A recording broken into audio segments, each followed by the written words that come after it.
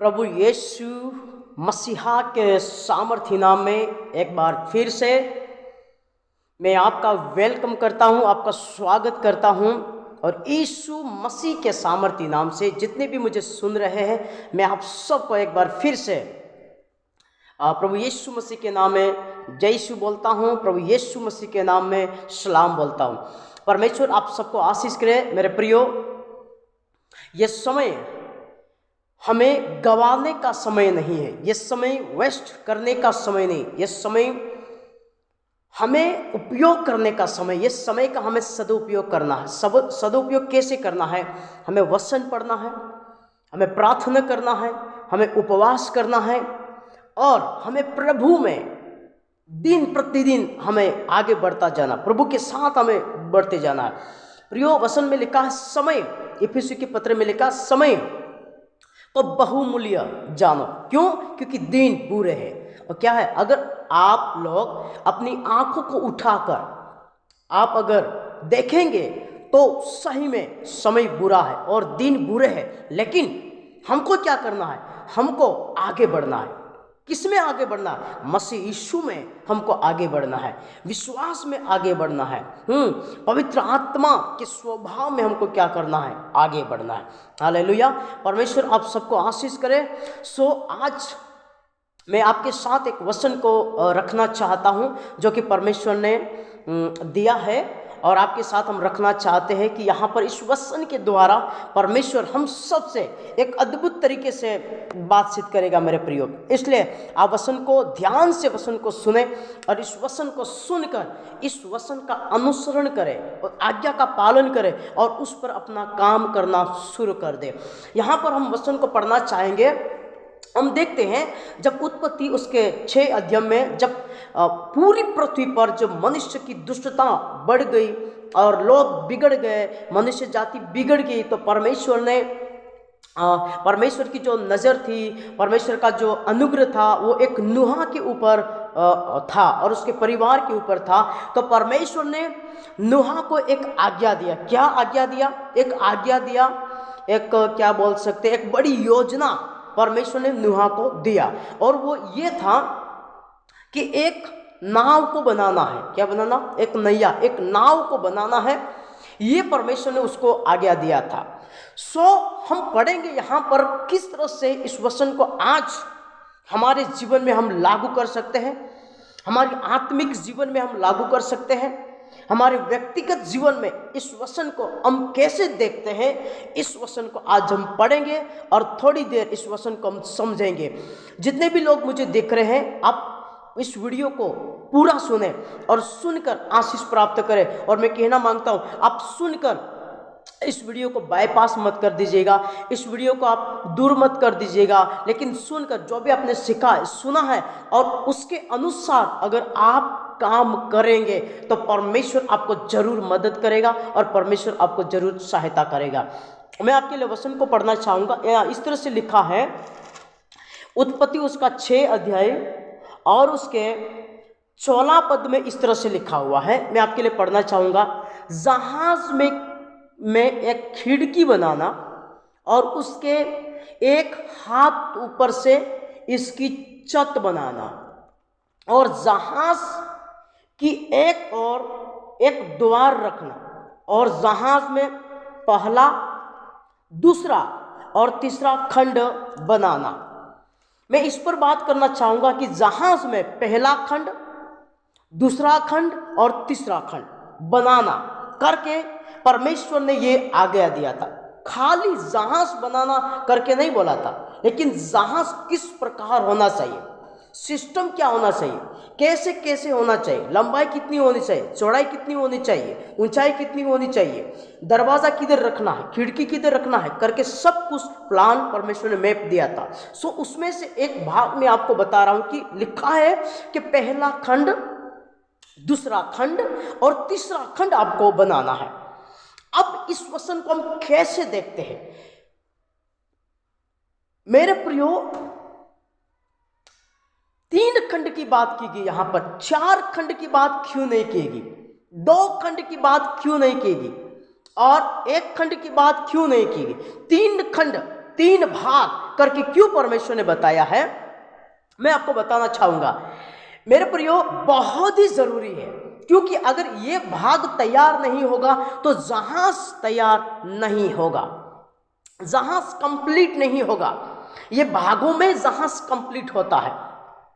ये जहाज है क्या, एक भवन है, बसाव का भवन, बसाव की नैया जहाज है, जिसमें नूहा और नूहा का जो परिवार है वो सुरक्षित रहेगा जल प्रलय के समय। मैं आपको बताना चाहूंगा कि नया नियम में अगर हम कुरिन्थियों की पत्री में पढ़ते, वहां पर लिखा, क्या तुम नहीं जानते कि तुम परमेश्वर का मंदिर हो, है ना। मैं परमेश्वर का मंदिर है, और आप जो मुझे सुन रहे हैं, आप परमेश्वर का मंदिर है, आप परमेश्वर का घर है, रहने का स्थान है, आप परमेश्वर का रहने का आप स्थान है। मैं आपके लिए वो वचन थोड़ा पढ़ देना चाहूंगा, सुनिएगा ध्यान से। अद्भुत वचन है ये। Hallelujah, thank you Jesus Lord. अब्बा तेरी स्तुति हो प्रभु। हाँ, तो पहला कुरिन्थियों 3 अध्याय और उसके 17 वचन में इस तरह से लिखा है, यदि कोई परमेश्वर के मंदिर को नष्ट करेगा तो परमेश्वर उससे नष्ट करेगा, क्योंकि परमेश्वर का मंदिर पवित्र है और वह तुम हो। कौन है परमेश्वर का भवन? कौन है? मंदिर कौन है? घर कौन है? हम है। कौन है? हम है भवन। यहां पर लिखा है 3 खंड बनाना। अब देखना, इस भवन में कितने खंड है मैं आपको बताऊंगा। इस भवन में कितने खंड है? इस भवन में 3 खंड है। पहली बात, हमारे अंदर आत्मा है। दूसरी बात, हमारे अंदर स्वभाव में, मनुष्य तत्व में क्या है? प्राण है। क्या है? प्राण है। तो 2 हुए। तीसरी बात, हमारे ऊपर क्या है? बॉडी है, शरीर है। तो कितना हुआ? 3 भाग हुए। यस, कितने भाग हुए? 3 भाग हुए, आत्मा, प्राण और शरीर। यहां पर परमेश्वर ने नूहा को बोला कि तेरे को 3 खंड बनाना है। 2 खंड नहीं, 3 खंड नहीं, 3 के 3 खंड आपको कंप्लीट करने पड़ेंगे। अब मैं आपको बताना चाहूंगा कि हम 3 भाग से बने हुए प्राणी हैं। हमारे अंदर आत्मा है, हमारे अंदर स्वभाव प्राण है, और ऊपर क्या? शरीर है। तो जब हम यीशु मसीह पर विश्वास करते हैं, तो हमारी आत्मा पहले अपराधों में, अगर हम पढ़ते हैं तो हमारा आत्मा है वो क्या हो चुका था? मर चुका था। हम पाप में थे, हमारा आत्मा मर चुका था। कहां पर लिखा है? हम वचन को पढ़ सकते हैं, इफिसियों में शायद ये वचन लिखा है। हाँ, इफिसियों 2 अध्याय में लिखा है, इस तरह से लिखा है, उसने तुम्हें भी जिलाया जो अपने अपराधों और पापों के कारण मरे हुए थे। मतलब हम कहां मरे हुए थे? हमारा आत्मा कहां पर मरा हुआ था? अपराधों में और पापों में हमारा आत्मा मर गया था। लेकिन जब हमने यीशु मसीह पर विश्वास किया, हमारा आत्मा जी उठा। पहला खंड जी उठा यीशु मसीह के लहू के द्वारा, है ना, उसकी मृत्यु के द्वारा हमारा जो आत्मा वो जी उठा। पाप क्षमा हो गए, अपराध क्षमा हो गए, गुनाह क्षमा हो गए, परमेश्वर ने हमको निकाल लिया, तो हमारा आत्मा फिर से जी उठा। जो मर गया था फिर से जी उठा। यस, फिर से जी उठा। अब दूसरा भाग आता है, वो आता है स्वभाव, वो आता है अंदर का, जो प्राण का भाग है, प्राण का हिस्सा। और बहुत सारे लोग इस प्राण में सक्सेस नहीं हो पाते, प्राण में परमेश्वर को जगह नहीं देते। सब जगह देते हैं, शरीर में जगह देते। मैं आपको बताऊंगा कि आत्मा तो जी उठा है, अब तो ये जो शरीर है वो भी आराधना कर रहा है, वो भी स्तुति कर रहा है, वो भी भजन कर रहा है, वो भी कीर्तन कर रहा है, वो भी दुआएं कर रहा है, वो भी गिरजे में जा रहा है। ऊपर हम अपने आप को दिखा रहे हैं कि हम विश्वासी है। ये शरीर का मामला है और इससे कोई फर्क पड़ने वाला। लेकिन जो मोस्ट इंपॉर्टेंट भाग खंड है वो है प्राण।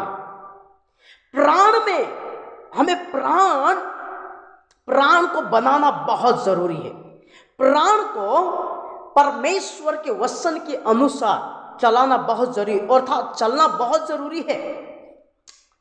क्योंकि बहुत सारे लोग जो गलतियां करते हैं वो प्राण में करते हैं, वो स्वभाव में करते हैं, वो अंदर करते हैं, मनुष्य तत्व में, अंदर वाले स्वभाव में, अंदर वाले मनुष्यों में लोग गलती करते हैं। और वो गलती है क्या? वो खंड नहीं बना पाते। ये परमेश्वर ने हमको आज्ञा दी कि 3 खंड हमें बनाने पड़ेंगे। हमारा आत्मा तो जी उठा है यीशु मसीह के लहू के द्वारा, उसकी मृत्यु के द्वारा, वो जी उठने के द्वारा उसने हमको जिला दिया है। हमारे पापों से हम मरे हुए थे, हम जी उठे हैं। हमारा आत्मा अनंत काल के लिए जी उठा है, मरा हुआ था लेकिन जी उठा। लेकिन अब बात आ रही है दूसरे खंड की, प्राण की बात आ रही है। ये मरा हुआ है, ये कब जी उठेगा? ये अंश अंश करके कब बदलेगा? तब बदलेगा जब आप वचन सुनोगे और वचन के अनुसार करोगे, तभी ये होगा, अन्यथा नहीं हो पाएगा। और स्वभाव में ऐसी ऐसी बातें भरी हुई है ना, पूरा ढुस ढुस के भरा हुआ है। पूरी जिंदगी खपत हो जाएगी, फिर भी स्वभाव खाली नहीं होगा, ये मटका खाली नहीं होगा, इतना भरा हुआ अंदर। इसलिए तो परमेश्वर का वचन हमें दिया गया है ताकि वो हमें स्नान कराए और पवित्र करे। हमारे स्वभाव में क्या है, हमारे अंदर प्राण में क्या भरा हुआ है, मैं आपको बताना चाहता हूं। इफिसियु और उसका 5 अध्याय और उसके 6 पद में हम 31 पद में हम पढ़ेंगे क्या है प्राण को हमें कैसे तैयार करना है। सब प्रकार की कड़वाहट, क्या? सब प्रकार की कड़वाहट। और ये कड़वाहट कहाँ है? इधर नहीं है, होठों पे नहीं है, मुंह पे नहीं है, जबान में नहीं है, किधर है? सब प्रकार की कड़वाहट। ये कड़वाहट, वो कड़वाहट, ये कड़वाहट, वो कड़वाहट। ये कहाँ? ये कड़वाहट कहाँ है? ये डाह कहाँ है? ये गुस्सा, ये क्रोध, ये सब कहाँ भरा हुआ है? सब प्रकार की कड़वाहट। सब प्रकार की कड़वाहट समय समय पर निकलती जो हमारे स्वभाव में है। ये कहाँ है? ये अंदर है। ये सब प्रकार की कड़वाहट, इस खंड को हमें क्या करना है? तैयार करना है। इस स्वभाव को हमें तैयार करना, प्राण को हमें तैयार करना। और कैसे तैयार करेंगे? जब वचन सुनोगे और वचन के अनुसार करोगे तब। तो लिखा है सब प्रकार की कड़वाहट। क्या आप इसमें फंसे पड़े हैं? क्या इसमें हैं आप? कोशिश करिए, निकलिए बाहर, कि जब तक खंड तैयार नहीं होगा आपका जहाज भी ऊपर उठने वाला नहीं है। ध्यान से सुनिए वचन को, कहा कैसे ऊपर उठाया जाएगा। फिर लिखा है प्रकोप, फिर क्रोध। क्रोध परमेश्वर के धर्म का निर्वाह नहीं कर सकता। लिखा है वचन में, नीति वचन में। क्रोध आपके अंदर है और रहता कहाँ है? इधर रहता, अंदर। कहाँ रहता है? छोटी छोटी बातों में क्रोध, पारिवारिक जीवन में क्रोध, पति पत्नी के जीवन में क्रोध, काम धंधे में जीवन क्रोध, मतलब क्रोधी मनुष्य,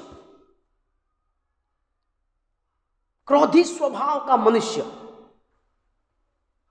प्रभु कहता है इधर वचन में लिखा, क्रोध निकालो, साफ करो, स्वभाव को साफ करो। फिर कलह, निंदा, सब प्रकार, सब वैर भाव समेत तुमसे दूर किए जाए। सब प्रकार का वैर, बैर भाव, कल्पनाएं, भावनाएं, विचार जो हमारी विचारों में है, उत्पत्ति से जो विचार होता है वो बुरा ही होता है। क्या होता है? बुरा ही। उस कहां पर लिखा है? वचन को हम पढ़ेंगे, उसी में लिखा है 6, उत्पत्ति 6:5 में, यहोवा ने देखा कि मनुष्य की बुराई पृथ्वी पर बढ़ गई है और उनके मन के विचार में जो कुछ उत्पन्न होता है वे निरंतर बुरा ही होता है। निरंतर बुरा ही होता। कहां? मन के विचार, निरंतर बुरा। क्या आप इसमें हैं? सोचिए थोड़ा, क्या इस खंड को आपने तैयार किया है? जैसा परमेश्वर चाहता है उसके अनुरूप आप तैयार हो पाए हैं? नहीं हुए हैं तो कोशिश करें और निकले यहां से। जब तक आपका खंड तैयार नहीं होगा आप परमेश्वर के राज्य में नहीं जा सकते। के स्वभाव को तैयार करें। मेरे प्रिय, अद्भुत है ना परमेश्वर का वचन। लोभ है, लालच है, गुस्सा है, क्रोध है, वैर है, भाव है, कपट है, ईर्षा है, जलन है, ढिठाई है, अभिमान है, किसी को अपने से बड़ा ना समझना, अच्छा ना समझना, अपने आप को आगे रखना, किसी बात में मान सम्मान इज्जत प्राप्त करने के लिए झूठ बोल देना, प्रभु को आगे न रखना, ये सब स्वभाव अंदर रहता है। उसको निकालो, दूर रहो इससे, और अंदर प्राण को तैयार करो। आपका प्राण प्रभु की महिमा करना चाहिए। आपके प्राण में प्रभु का आनंद रहना चाहिए। आनंद कहाँ रहता है, खुशी कहाँ रहता है? इधर रहता, प्राण में खुशी रहता है, आनंद प्राण में रहता है। मेरे प्रियो, जब तक आप ये तैयार नहीं करेंगे, आपका ये नाव कैसे तैयार होगा? ये भवन कैसे तैयार होगा? हालेलुया। अभी तीसरा खंड आया। तीसरा खंड तो आपको मालूम ही है कि ये शरीर, आंख गलत देखना, जीभ से गलत बोलना, कानों से गलत सुनना, हाथों से गलत काम करना, पैरों से चलकर गलत काम करना, ये सब शरीर का आ गया। अब इस खंड को भी तैयार है, इस खंड को भी हमें तैयार करना। हमें आंखों से गलत नहीं देखना, मुंह से गलत नहीं बोलना है, कानों से गलत नहीं सुनना है, हाथों से गलत काम नहीं करना है।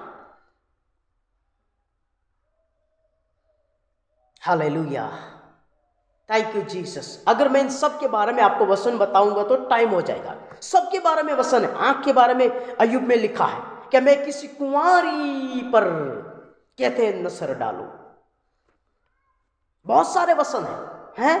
अगर हम जीभ के बारे में पढ़ते, याकूब में लिखा है। कान के बारे में पढ़ते हैं, हाथ के बारे में पढ़ते हैं, अपने हाथों को शुद्ध करो, पवित्र करो, यशायाह की पुस्तक में लिखा है। आप समझदार हैं। पूरे आत्मा, प्राण और शरीर को तैयार करें, प्रभु के लिए तैयार करें। बलिदान हो जाए उसके लिए। क्या हो जाए? बलिदान हो। वचन में लिखा है, क्या है तुम्हारी आत्मिक सेवा? रोमियोस के 12 अध्याय में लिखा है, इसलिए हे भाइयों, मैं तुमसे परमेश्वर की दया स्मरण दिलाकर विनती करता हूं कि अपने शरीर को जीवित, मरा हुआ नहीं, मरा हुआ शरीर परमेश्वर को नहीं चाहिए, नहीं चाहिए मरा हुआ शरीर। परमेश्वर को आपका जीवित प्राण, जीवित शरीर चाहिए। जीवित शरीर परमेश्वर की आराधना करना चाहिए। जीवित शरीर गलत काम छोड़ना चाहिए। जीवित शरीर पाप को छोड़ना चाहिए। जीवित शरीर गंदे काम नहीं करना चाहिए। जीवित शरीर परमेश्वर का स्तुति करना चाहिए, परमेश्वर के लिए महिमा करना चाहिए। आपका जीवित शरीर चाहिए प्रभु को। आप जीवित है, आप जीवित ही परमेश्वर को चाहिए। आपके शरीर को जीवित क्या करें? पवित्र और परमेश्वर को भावता हुआ बलिदान करके चढ़ाओ। यही तुम्हारी आत्मिक सेवा है। परमेश्वर को, शरीर को जीवित, पवित्र और परमेश्वर को भावता हुआ क्या करें? बलिदान करके चढ़ाओ। जितने भी गंदे काम है बलिदान कर दो, सेक्रीफाइस कर दो, छोड़ दो, उसके लिए दे दो, उसको सेक्रीफाइस, बलिदान दे दो उसको। बलिदान, समर्पण। गंदे काम उसके लिए छोड़ दो। बीड़ी है, छोड़ दो। दारू है, छोड़ दो। गुस्सा है, छोड़ दो। व्यभिचार करते छोड़ दो। लोभ करते छोड़ दो। लालच करते छोड़ दो। गुस्सा, क्रोध करते, वैर, ईर्षा, एक दूसरे के बारे में जलन है, कपट है, विरोध है, विश्वासघात है, छोड़ दो, बलिदान कर दो उसके लिए। यही है आत्मिक सेवा। इससे परमेश्वर खुश होगा, इससे परमेश्वर खुश होगा। अभी आपको बढ़ते जाना है। दूसरे वचन में, इस संसार के सदृश न बनो, परंतु तुम्हारे मन के नए हो जाने से तुम्हारा चाल चलन भी बदलता जाए। चाल चलन भी बदलता जाए। सुसमाचार की योग्य चाल चले, परमेश्वर के वचन की योग्य चाल चले। तुम्हारे मुंह से कम समाज में प्रकट होगा कि तुम यीशु के हो, तुम यीशु की आराधना करते हो, तुम प्रसार करते हो, तुम सेवक हो, तुम विश्वासी हो। मुंह से कम होगा, ज़बान से कम होगा, जीभ से कम होगा, टंग से कम होगा, परंतु अगर तेरा जीवन परमेश्वर के सुसमाचार अर्थात वचन के योग्य तो जीवन दे रहा है, तेरा जीवन समाज में प्रकट करेगा। तेरे जीवन के द्वारा सुसमाचार फैल जाएगा, तेरे चाल चलन के द्वारा सुसमाचार फैल जाएगा। और तीमुथियुस के पुस्तक में लिखा है, यदि कोई इनसे शुद्ध करेगा तो वो बर्तन परमेश्वर के काम आएगा और परमेश्वर के आदर के योग्य वो बर्तन ठहरेगा। परमेश्वर उस बर्तन को उपयोग करेगा। आपको परमेश्वर उपयोग करना मांगता है, लेकिन पहले यह काम करो, पहले खंड को पवित्र करो। 3 खंड बनाइए पहले। अगर इस वचन को आप सुन रहे हैं, इसके बावजूद भी आपने ये काम नहीं किया, आपके अंदर ये सारी समस्याएं हैं, कोई फायदा नहीं है, कोई फायदा नहीं है। मेरे प्रियो, सुनने वाले नहीं पर सुनकर वचन पर चलने वाले बनो। जब चलोगे, कोई 30 गुना, कोई 60 गुना और कोई 100 गुना आशीष का कारण बनेगा। तुम्हारे अंदर फल आएंगे, पवित्र आत्मा के 9 फल गलाती उसके 5:22 में लिखा है। ये फल तुम्हारे अंदर आएंगे, परमेश्वर पिता खुश होगा। ये फल परमेश्वर देखना मांगता आपके अंदर। हालेलुया। परमेश्वर आप सबको आशीष करे वचन के द्वारा। नेक्स्ट वीडियो में फिर से मिलेंगे, तब तक आगे बढ़ते रहिए प्रभु में। जय शिव।